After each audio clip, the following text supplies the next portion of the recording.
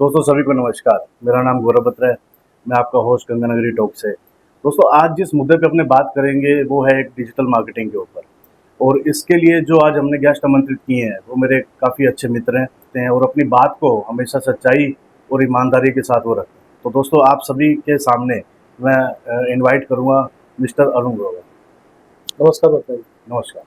तो digital marketing के बारे में अपने बात करेंगे। तो जी डिजिटल मार्केटिंग जैसे मैं यदि आपसे बात करूं कि मैं एक लेमन, जी ठीक है, मेरा एक इन्वेस्टमेंट कंसल्टेंसी, जी तो मुझे मालूम नहीं है कि मैंने अपने बिजनेस को डिजिटली कैसे आगे बढ़ाना है।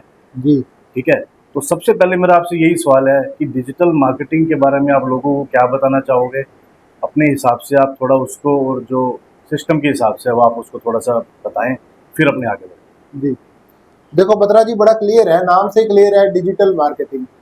तो अभी तो जो स्कूल गोइंग किड है वो भी अवेयर है इससे, इस टर्म से बेसिकली कि डिजिटल मार्केटिंग होता क्या है। बेसिकली हम अपने बिजनेस को डिजिटली मार्केट कर रहे हैं, दैट्स इट। चाहे आप कोई प्रोडक्ट सेल कर रहे हो, सर्विस सेल कर रहे हो, या आपके मन में कोई विचार है आप दुनिया से शेयर करना चाहते हो, तो अगर आप डिजिटल प्लेटफॉर्म के माध्यम से वो करते हो तो वो डिजिटल मार्केटिंग है। अब जैसे कि आपने कहा कि डिजिटल मार्केटिंग में आप एक लेमैन अप्रोच रखते हैं, लेकिन आप एक इन्वेस्टमेंट कंपनी रन करते हैं। तो आपको कैसे करना हो, डिजिटल मार्केटिंग करना हो तो कैसे करें, या कोई और भी जो हमारे दर्शक देख रहे हैं अलग अलग फील्ड से हैं, वो डिजिटल मार्केटिंग करना चाहते हैं, कैसे करें। तो इसका बड़ा ही साधारण सा उत्तर है कि सर इसका जो है एक इकोसिस्टम है अपना। उस इकोसिस्टम में जो डिफरेंट प्लेटफॉर्म्स है, जो हमें डिजिटल प्लेटफॉर्म्स अवेलेबल है, चाहे वो मेटा हो, मेटा के अंदर फेसबुक है, इंस्टाग्राम है, व्हाट्सएप है, चाहे वो गूगल हो, गूगल सर्च है, इंजन है, या यूट्यूब है, या और एक्स जिसको आप पहले ट्विटर के नाम से जानते थे वो है, थ्रेड्स है, बहुत सारे प्लेटफॉर्म्स है। तो जिनके ऊपर आप अपने बिजनेस का एक इकोसिस्टम तैयार करते हो। और उस इकोसिस्टम में अगर आप देखोगे ना कि हर प्लेटफॉर्म की एक अपनी अलग ऑडियंस है, अलग तरीके की। जैसे मैं बात करूं लिंक्डइन है तो प्रोफेशनल नेटवर्क है ज़्यादा। जो इंडिया की बात करूं 40 साल से ज़्यादा के लोग हैं वो फेसबुक पे ज़्यादा है, जो यूथ है वो इंस्टाग्राम ज़्यादा यूज़ करता है, छोटे बच्चे हैं यूट्यूब पे ज़्यादा है। तो डिपेंड करता है कि आप किस तरह के बिजनेस में हैं, क्या आपके प्रोडक्ट्स हैं, क्या सर्विसेज हैं, क्या आपके विचार हैं।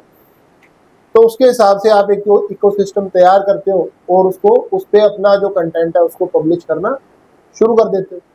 तो बेसिकली डिजिटल मार्केटिंग तो यही है।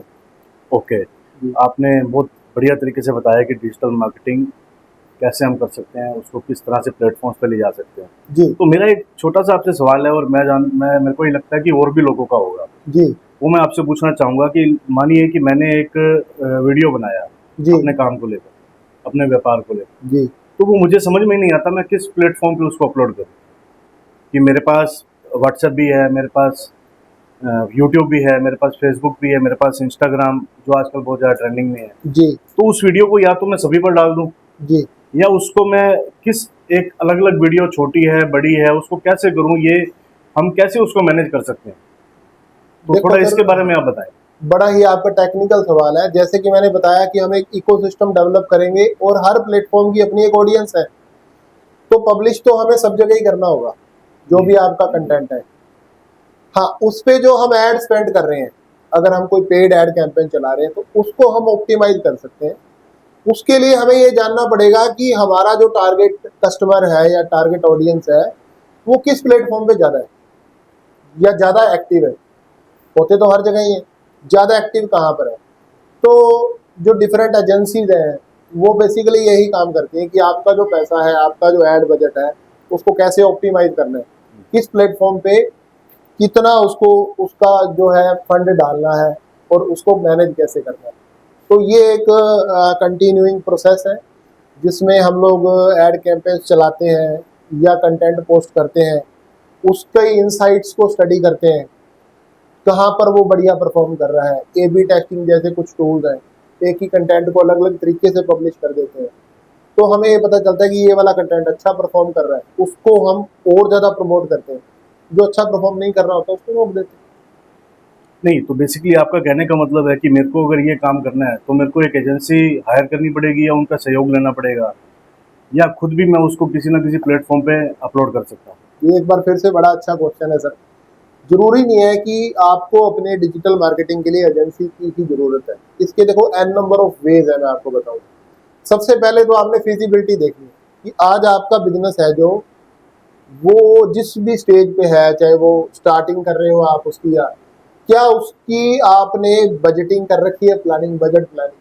तो अगर आपका जो भी एक्स मार्केटिंग बजट है उसके अंदर आपको कोई अच्छी एजेंसी मिल जाती है तो आपको जरूर हायर करनी चाहिए।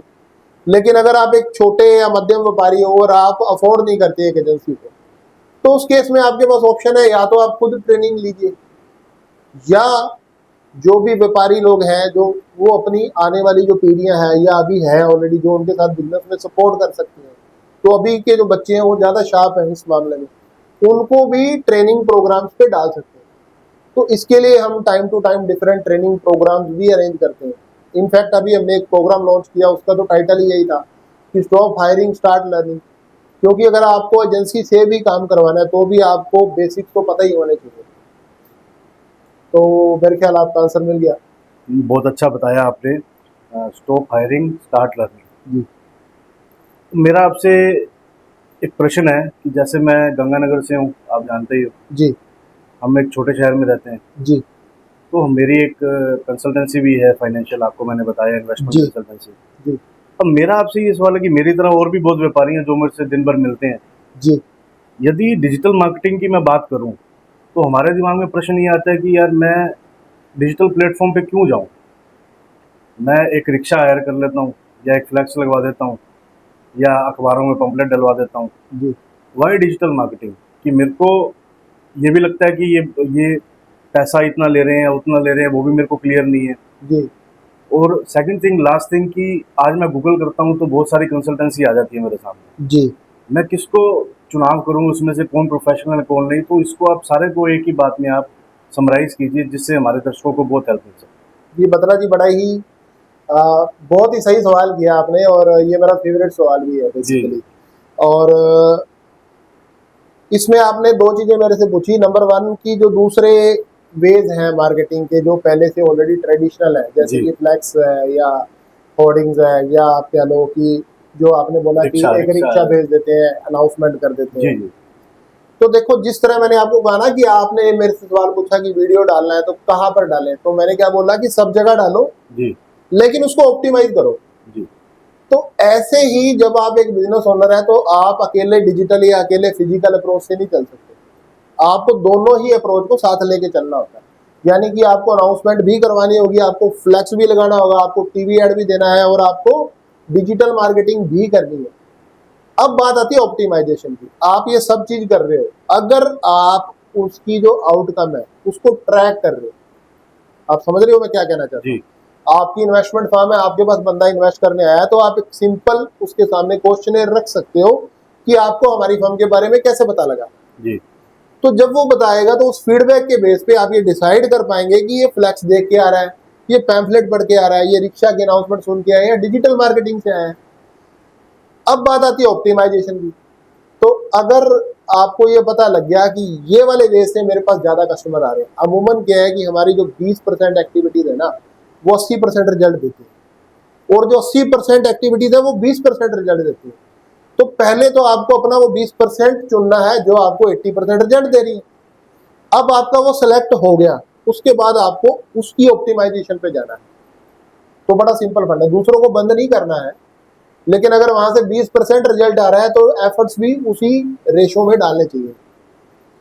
दूसरा आपने सवाल किया कि बहुत सारी डिजिटल मार्केटिंग कंपनियां हैं, जी हमारा जी छोटा ये सा शहर है, और अभी आप गंगानगर में सर्च करोगे गूगल पे की डिजिटल मार्केटिंग कंपनी इन गंगानगर, तो करीब आपको 30 से 35 प्रोफाइल मिल जाएंगी वहां पे।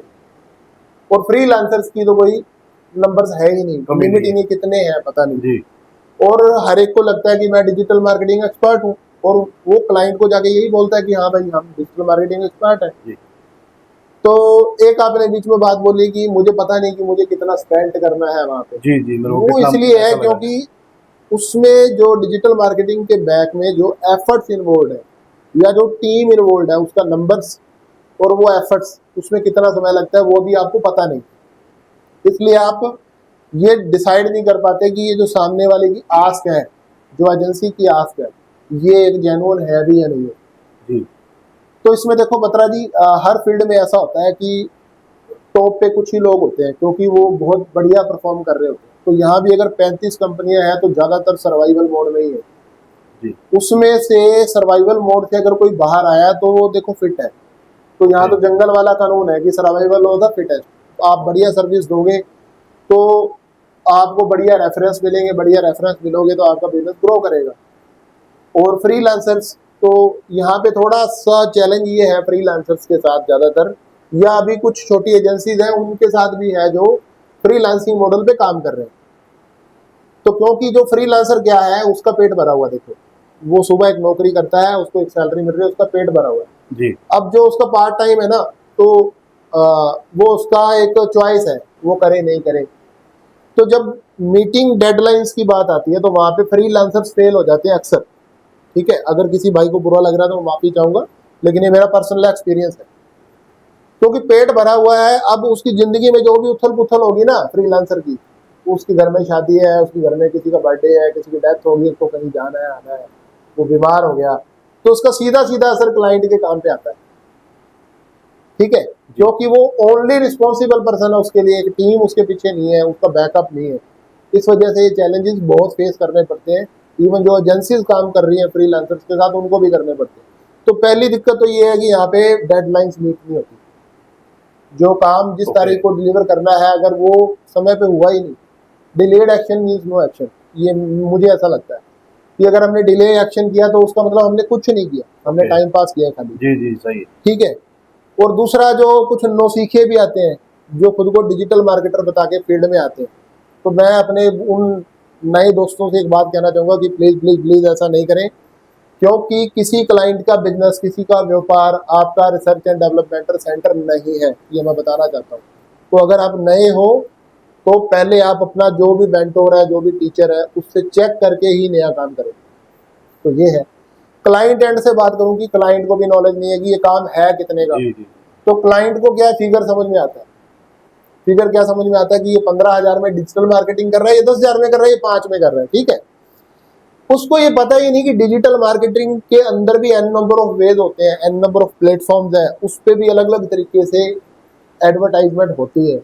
तो पहले तो क्लाइंट को भी थोड़ा बहुत अवेयर होना पड़ेगा। ओके तो उसका एक ही तरीका है कि जब वो आप किसी को काम देते हो डिजिटल मार्केटिंग का, तो ये नहीं बोले कि हाँ भाई सारा तुमने ही देखना है, ऐसा नहीं होता। आप उसको क्वांटिफाई कर रहे हो, उसके पीछे क्या टीम इन्वॉल्व है, आप उसका लेते हो कि कितने रिसोर्स लग रहे हैं, और ईच रिसोर्स है, अगर वो शेयर्ड रिसोर्स है तो वो कितना टाइम आपके बिजनेस में डाल रहा है, तो उसके बाद आपको बजटिंग करना बड़ा आसान हो जाएगा। देखो मैं साधारण सीधे शब्दों में बताता हूँ। आज आप एक रिक्शा हायर करते हो अनाउंसमेंट के लिए, तो वो पर डे का 700 रुपये लेता है। जी अब आप उसको कहो थोड़ी आधा दिन ही रिक्शा चलाना, तो 350 रुपये तो लेगा ना आपसे, जी हक बनता है उसका। जी लेकिन यही काम जब अब एक ग्राफिक डिजाइनर कर रहा होता है कि वो अपना जो पूरा 8 घंटे की शिफ्ट का 4 घंटे आपको दे रहा है, जी तो सीधी सी बात है उसकी आधी सैलरी आप बियर करोगे तो ही तो आपको क्वालिटी मिल पाएगी काम की। जी तो अगर आपकी हायरिंग ही उससे लो प्राइस में होगी तो बड़ा सीधा सा मतलब है कि वो आपका काम कभी होने वाला है ही नहीं। जी ठीक है, तो थोड़ा सा दिमाग खुला रखो, थोड़ी सी जेब भी खुली रखनी पड़ेगी। जब अपने को बड़ा बिजनेस करना है तो थोड़ा सा बजटिंग अपने को लेके चलनी पड़ेगी, और उसके हिसाब से आप एजेंसी हायर कर सकते हो। बाकी जब एजेंसी का जो भी पीआर है वो आपके सामने बात करता है, बैठता है, तो आप भी एज अ बिजनेसमैन, लोग इतने लोगों से रोज मिलते हो, तो आप भी जज करते हो। तो मेरे ख्याल आपको जवाब मिल गया। बहुत बढ़िया अरुण जी, आपने बहुत बढ़िया तरीके से मुझे भी क्लियर किया, जी क्योंकि मैं भी ये प्रश्न रोज मेरे दिमाग में चलता था जी कि कैसे कितना अमाउंट दें, कैसे हायर करें, किसको हायर करें। जी क्योंकि देखिए ये जो है, ये आपको पता है कि आज के टाइम में डिजिटल मार्केटिंग के अलावा बिना कुछ हो नहीं जी सकता। आपको तो पता ही है, मेरे को भी क्लियर है। जी और मैंने अपने लोकल एरिया में भी बहुत सारे ऐसे जो बिजनेस हैं, जो मिडिल क्लास मैंने ग्रो करते देखे हैं, जो कि सोशल मीडिया के प्लेटफॉर्म से आज उभरे हैं, जी उनको लोग जानने लगे हैं, उनके पास लोग जाने लगे हैं। जी तो ये तो बात आपकी बिल्कुल सही है कि इसकी बहुत ज़्यादा आवश्यकता है। जी ठीक है। उसके बाद मैं आपसे एक चीज़ और पूछना चाहूँगा कि जैसे आज हम 21st सेंचुरी में हैं, जी आज कोई व्यापारी जो मध्यम क्लास है या मेरे जैसा है कोई, जी। वो इस डिजिटल मार्केटिंग को अडॉप्ट नहीं करता, तो वो अपना फ्यूचर कहाँ देखता है? देखो सर, ये तो बड़ा साधारण सा क्वेश्चन है। ये तो कॉमन सेंस है कि अगर आप लेटेस्ट ट्रेंड के साथ नहीं चल रहे हो जी तो आपको फोर्सफुली उनको कभी ना कभी फॉलो करना पड़ जाएगा। बदलो नहीं तो बदल दिए जाओगे। तो ये फंडा है, बड़ा सीधा है। आ, अभी क्या हुआ, जब कोविड आया तो लॉकडाउन लगा, जी तो जो रेस्टोरेंट्स ऑनलाइन नहीं थे, जोमेटो पे, स्विगी पे या और दूसरे प्लेटफॉर्म पे उन पे नहीं थे, उनके साथ क्या हुआ? उनका काम बंद हो गया, क्योंकि लोग तो आ नहीं रहे ना। जी अभी हमको होम डिलीवरी देनी है, तो जो थे, आप देखोगे गंगानगर में जो गली नुक्कड़ों में, कुचों में, घरों के अंदर जो क्लाउड किचन तक थी, वो तक चल गई जोमेटो आने से, स्विगी आने से। जी तो ऐसे ही अभी हो रहा है। अभी और जो मार्ट्स हैं वो ऑनलाइन आए हैं, बहुत सारे स्टोर, नाम क्या लिखे। तो उससे क्या होगा, अगर हमारा लोकल व्यापारी ऑनलाइन नहीं आ रहा है, होम डिलीवरी वगैरह नहीं दे रहा है, ऑनलाइन ऑर्डरिंग नहीं ले रहा है, तो उसका बिजनेस रिस्क पे है। बड़ा सीधा सा फंडा है।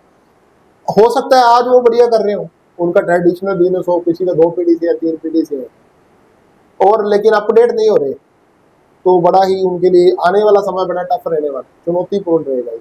ओके तो ग्रेट। टॉप पे है और टॉप पे बने रहेंगे, ये दोनों अलग अलग चीजें। जी बहुत बढ़िया अरुण जी, आपने बहुत बढ़िया तरीके से मेरे को बताया, समझाया। और मैं ये बड़ा ही महत्वपूर्ण टॉपिक इसको इसलिए कहना चाहूँगा क्योंकि डिजिटल इंडिया है, जी डिजिटल के बिना कुछ भी नहीं है। जैसे आपने अभी कोविड के समय की बात की, जी तो कितने लोग पिछड़ गए जो आजकल डिजिटल प्लेटफॉर्म पे नहीं थे उस जी समय भी और आज भी। जी तो ये बड़ा भविष्य का और आज के टाइम का बड़ा इंपॉर्टेंट टॉपिक है जिसको आज आपने कवर किया। जी लास्ट में जाते जाते मैं एक चीज़ आपसे और ज़रूर पूछना चाहूँगा जी कि आजकल हम सब देख रहे हैं कि एआई नाम से एक टूल आ रहा है, जी आर्टिफिशियल जी जी इंटेलिजेंस, जी है ना?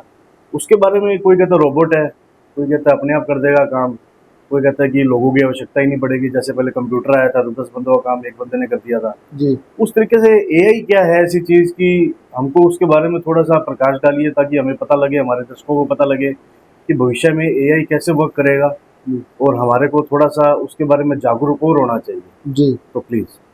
तो बेसिकली बत्रा जी, एआई जो है, और जैसा कि उसका नाम है आर्टिफिशियल इंटेलिजेंस है, तो एआई के ऊपर, आर्टिफिशियल इंटेलिजेंस के ऊपर डिफरेंट टूल्स बन गए। अगर पर्टिकुलरली मैं डिजिटल मार्केटिंग की ही बात करूं तो कंटेंट राइटिंग के भी टूल्स हैं, ये आपका पोस्टर डिजाइनिंग के या ग्राफिक डिजाइनिंग के भी टूल्स हैं, वीडियोस के भी टूल हैं। आप उनको स्क्रिप्ट दो और वो वीडियो बना देंगे, ठीक है। और अगर आपको स्क्रिप्ट भी लिखनी नहीं आती है तो आप अपना लेमन लैंग्वेज में, हिंदी में, इंग्लिश में आइडिया लिख दो, तो वो आपको स्क्रिप्ट भी तैयार करके दे देगा। तो इसी तरह ऐड के टूल्स है, ऐड में भी अभी एआई टूल्स आ रहे हैं, इनफैक्ट लॉन्च हो चुके हैं। तो बेसिकली बत्रा जी, अब जो 21st सेंचुरी में काम क्या रह गया, 21st सेंचुरी में भी हम 2025 में, यानी कि एक चौथाई हम क्रॉस कर चुके हैं। तो इसमें मेनली काम क्या रह गया, टूल को अंडरस्टैंड करने का है और टूल को ऑपरेट करने का ही काम रह गया। हम लोग भी यही करते हैं अमूमन, और डिजिटल मार्केटिंग एजेंसीज में भी यही होता है। लेकिन एआई आपके लिए तभी काम करेगा जब आप उसको ठीक कमांड देंगे, सही कमांड देंगे, जब आपको पता होगा कि आपको क्या चाहिए, ठीक है। जी तो मैं ये तो नहीं कहूंगा कि एआई के आने के बाद 10 आदमियों का काम एक आदमी कर लेगा। Like computer. हाँ, तो ये चीज तब होगी जब हमारी नया ना सीखने की इच्छा हो जाएगी, ओके। ठीक है। क्योंकि अभी जो सिलेबस है, जो सारा सिस्टम है, जो हम पढ़ रहे हैं और जो इंडस्ट्री को चाहिए, उसमें काफी गैप है, ठीक है। तो वो गैप अगर रहेगा तो वो 10 में से एक वाला ही रहेगा, क्योंकि एलिजिबल ही एक एक्चुअल में, ऐसा नहीं है कि 10 बंदों की जगह नहीं है, एलिजिबल ही एक आदमी है, इसलिए बाकी 9 बेरोजगार हुए। जी तो एआई या डिजिटल मार्केटिंग में एआई भी ऐसा ही टूल है। और अभी जो हमने प्रोग्राम लॉन्च किया है उसके अंदर हम ज्यादातर काम जो है वो एआई टूल्स पे ही सिखा रहे हैं। ओके। इनफैक्ट जो स्टूडेंट है वो अपने पेरेंटल बिजनेसेस को सपोर्ट कर रहे हैं, या कोई अपना ब्लॉग शुरू किया है, किसी ने ट्रैवल का, किसी ने फूड का, किसी ने पेट्स का। तो अलग अलग ब्लॉग्स हैं, अलग अलग थीम्स हैं। जी जी तो इस तरह से जो है थॉट प्रोसेस आगे बढ़ता है। क्लाइंट को भी सीखने की जरूरत है कि उसको एक्चुअल में चाहिए क्या। तो ये सब मिल मिला के जो अभी तक का जो कंक्लूजन है वो ये है कि इसके बिना काम हो नहीं सकता, और इसको सीखे बिना भी काम नहीं हो सकता। ओके। जी तो अरुण जी, मेरा आपसे लास्ट क्वेश्चन है कि जैसे कि आप जानते हो कि हम गंगा नगरी टॉक से जी और गंगानगर के बारे में आप गंगानगर के व्यापारियों को या लोगों को किस प्रकार से आने वाले भविष्य में आप मदद कर सकते हो, या आपके जो कोर्सेज हैं या कुछ भी आप जो प्रोवाइड करते हो लोगों को सिखाते हो, जी जिससे कि मेरे जैसे लोगों को एक मदद मिले जी कि उनको सोशल मीडिया पर कैसे काम करना है और जी कैसे अपने बिजनेस को बढ़ावा देना है। जी। तो थोड़ा सा आप गंगानगर के लोगों के बारे में, लोगों को हेल्प करने के बारे में आप क्या जी भविष्य देखते हो आप? देखो बत्रा जी, गंगानगर में अभी जो मार्केट है ना, डिजिटल मार्केटिंग का, मैं कहूँगा खास तौर पे वो अभी इनिशियल या मैं कहूँगा इनमेच्योर स्टेज पे है। ओके। वो अलग अलग लेवल पे अलग अलग चैलेंजेस हैं यहाँ पे। इमेच्योर स्टेज मैंने इसलिए कहा, या इसको अनप्रोफेशनल स्टेज भी कह सकते हैं, कि काम करवाने वाले को भी नहीं पता है कि क्या करवाना है एक्चुअल में। जी क्योंकि अभी जो यूथ है वो बिजनेस में नहीं उतरा है। ज्यादातर आप देखोगे कि जो ट्रेडिशनल बिजनेसेस है वो ज्यादा है। हाँ जी बिल्कुल। यूथ में कुछ चेहरे आए हैं नए, जिन्होंने गंगानगर का पूरा पैराडाइम शिफ्ट कर दिया। जी अभी आप जी देख जी भी पा रहे हो, मैं सही कह नाम रहे नहीं हो। लूंगा, हाँ जी हाँ आप जी सबको पता है जी कि कौन यूथ आया और किसने क्या करा। जी तो जैसे जैसे यूथ इसमें आता जाएगा उससे फर्क पड़ेगा। इसी प्रकार से जो डिजिटल मार्केटिंग में जो अच्छे लोग हैं, प्रोफेशनल काम करने वाले लोग, उनकी अभी कमी है। वो कमी होने के मैंने आपको पहले ही बताया अलग अलग कारण है। अंडर पेमेंट एक कारण है, या फिर वो यहाँ पे ट्रेनिंग लेता है तो उसको जयपुर, चंडीगढ़ या दिल्ली जाना है बड़ी अपॉर्चुनिटी देखने। हालांकि हमारे शहर में भी अपॉर्चुनिटी की कमी नहीं है। तो जब व्यापारी वर्ग इस चीज को समझेगा तो ऐसे लोगों को हम यहाँ पे रिटेन कर पाएंगे। नहीं, ठीक है, आप इसमें किस तरह से उनकी मदद कर पाएंगे, देखो मैं हम तो सिर्फ आपसे अपना ये जानना चाहता ट्रेनिंग जो प्रोग्राम्स हैं उनके माध्यम से कर रहे हैं। इसके अलावा कोई हमारे पास नहीं भी आना चाह रहा है तो हूँ। ऑनलाइन ऐसे बहुत कोर्स पए हैं, उडमी है या स्किल इंडिया इनिशिएटिव है गवर्नमेंट ऑफ जी जी इंडिया जी का। जी। उस पे एक आप यकीन मानोगे कि पिज्जा की जो कीमत होती है 250-300 रुपए, उसके भी कम में कोर्स पड़े हैं ऑनलाइन। ओके। लेकिन दिक्कत ये है कि लोग वो खोल ही नहीं रहे, देख ही नहीं रहे। तो जब वो देखना शुरू करेंगे तो हो सकता है उनको हमारे पास भी आने की जरूरत ना हो, और फिर भी पड़ती है तो हम उनके लिए ओपन। अरुण जी, आपने जो बातें की, जो आपने अभी सारी मेरे साथ जो विश्लेषण किया आपने डिजिटल मार्केटिंग का, मेरे एक मन में क्वेश्चन है, जी पूछ सकता हूँ? हाँ जी, हाँ जी जरूर। ओके। तो मेरे एक मित्र ने आज से कुछ समय पहले डिजिटल मार्केटिंग के लिए, जैसे मैंने आपको बोला कि हमें पता ही नहीं है किसको हायर करना है, तो उन्होंने एक एजेंसी हायर की जी और उन्होंने वहाँ पे अपना 2 से लगभग 3 महीने तक अपना काम चलवाया। जी और आप ऐसे उनकी दुकान पे चले जाओ तो उनके रश बहुत रहता है। जी व्यापारी हैं, मध्यम व्यापारी हैं। और जब उनसे 2-3 महीने बाद बात हुई तो वो बोले, यार डिजिटली तो कोई आया ही नहीं मेरे पास। जो मैंने ऐड चलवाई, विज्ञापन करवाया, जी तो वहाँ से मेरे को भी सेटबैक लगा। जो मेरे अंदर एक हिम्मत जाग रही थी कि मैं भी इस डिजिटल प्लेटफॉर्म पे बिजनेस को लेके जाऊँ, जी एजेंसी हायर करूँ।